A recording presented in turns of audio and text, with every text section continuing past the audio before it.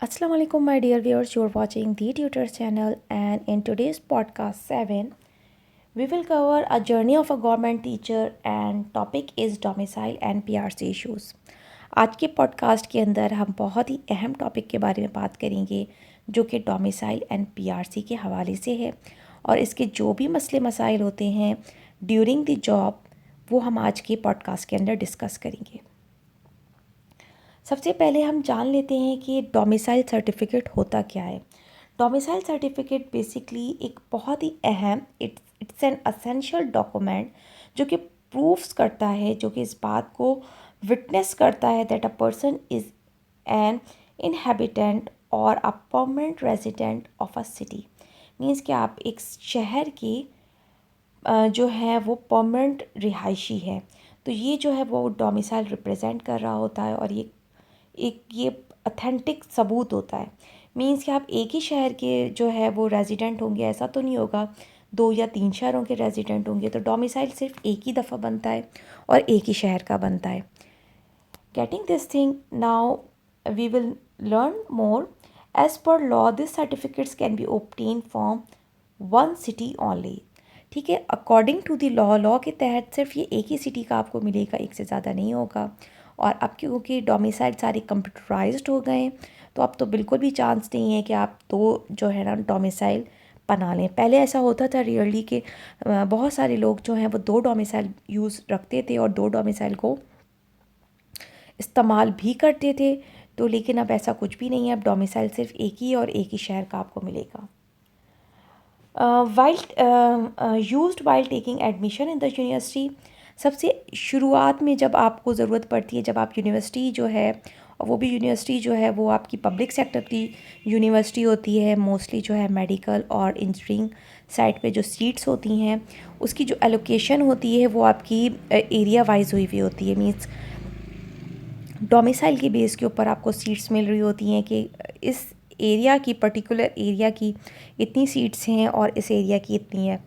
तो बच्चे जो हैं, बच्चियां जो हैं वो जब यूनिवर्सिटी में एडमिशन लेने लगती हैं इंटर के बाद तो ये डोमिसाइल तब बनवाती हैं। Needed during public service job, उसके बाद जो डोमिसाइल की ज़रूरत होती है वो नौकरी के लिए ज़रूरत पड़ती है। जबकि हम जब पीआरसी की बात करते हैं तो PRC basically permanent resident certificate होता है। ये भी आपका डोमिसाइल ही की तरह का एक सर्टिफिकेट होता है जो कि इस बात का सबूत देता है कि आप जो है वो परमानेंट जो है वो रिहायशी हैं। Means assured that you are the permanent resident of the state.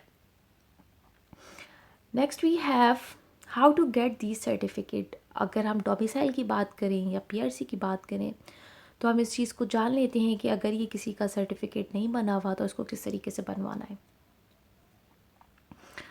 These are the basic following requirement for making domicile and the PRC. आपको पासपोर्ट साइज फ़ोटोग्राफ्स चाहिए होती हैं, 3 से 4 फ़ोटोग्राफ्स चाहिए होती हैं। ओरिजिनल जो है वो सीएनआईसी की कॉपी चाहिए होती है। अगर आपका नहीं बना हुआ, अगर आप यूनिवर्सिटी के टाइम पे अप्लाई कर रहे हैं तो आप अपने पेरेंट का एनआईसी यूज़ करेंगे, नहीं तो फिर आप अपना एनआईसी यूज़ करेंगे। अगर एनआईसी नहीं है तो आप इसकी जगह फिर बे फॉर्म यूज़ करेंगे। ऑल एजुकेशन सर्टिफिकेट, आपका जो भी रिसेंट एजुकेशन सर्टिफिकेट है आप वो लगा देंगे इसके साथ। डॉक्यूमेंट ऑफ रेजिडेंस इलेक्ट्रिक या द गैस बिल, या तो आप अपना बिजली का या फिर गैस का रिसेंट जो एक बिल होता है वो आपने जमा करवाना होगा। Married in case women man, तो अगर मैरिड है तो फिर औरत जो है वो आदमी का या हस्बैंड वाइफ का जो है ना वो सीएनआईसी या बर्थ सर्टिफिकेट यूज़ कर सकते हैं। यानी कि अगर बच्चे बच्चियां बनवा रहे हैं तो वो फिर अपने फादर का जो है वो यूज़ करेंगे सीएनआईसी और द बर्थ सर्टिफिकेट।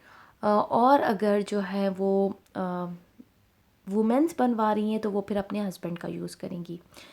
तो दोनों ही सिचुएशन में अगर बच्चे बच्चियां हैं तो वो अपने फादर का यूज़ करेंगी और अगर मैरिड हैं तो वो फिर अपने हस्बैंड का यूज़ करेंगी birth certificate. Next we have या फिर बे फॉर्म की कॉपी। अच्छा, ये सारे जो हैं वो आपने अटेस्ट भी करवाने होते हैं और इसकी साथ एक फ़ीस होती है डोमिसाइल की, वो भी चार्ज होती है, तो वो आपने वो भी पे करनी होती है। अच्छा जी, फ़ी जो चार्जेस होते हैं वो कितने होते हैं? The certificate you can get at near about 5000 less और मोर, तकरीबन तकरीबन 5000 के अंदर जो है आपको ये दोनों ही मिल जाती हैं। और इसके साथ एक फॉर्म सी भी होता है, वो भी जो है आप बनवा लें, उससे भी आपको जो है ना एडमिशन्स के लिए आसानी होती है यूनिवर्सिटी के लिए। तो तीनों ही चीज़ें होती हैं, फॉर्म डी, फॉर्म सी और डोमिसाइल।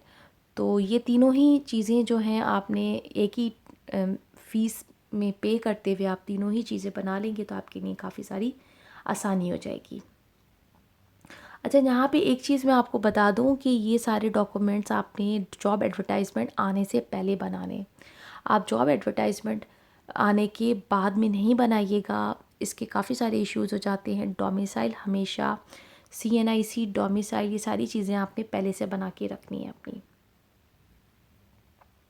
होप सो कि आज आपको आज की जो वीडियो है वो डोमिसाइल एंड PRC के हवाले से काफ़ी सारी चीज़ें जो है वो क्लियर हो गई होंगी, और आपको ये चीज़ भी समझ में आ गई होगी कि आपने ये दोनों डॉक्यूमेंट्स जो हैं वो जॉब एडवर्टाइजमेंट से पहले बनाने हैं, बाद में नहीं बनवाने।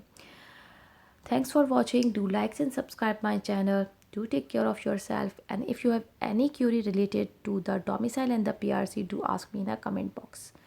Allah Hafiz.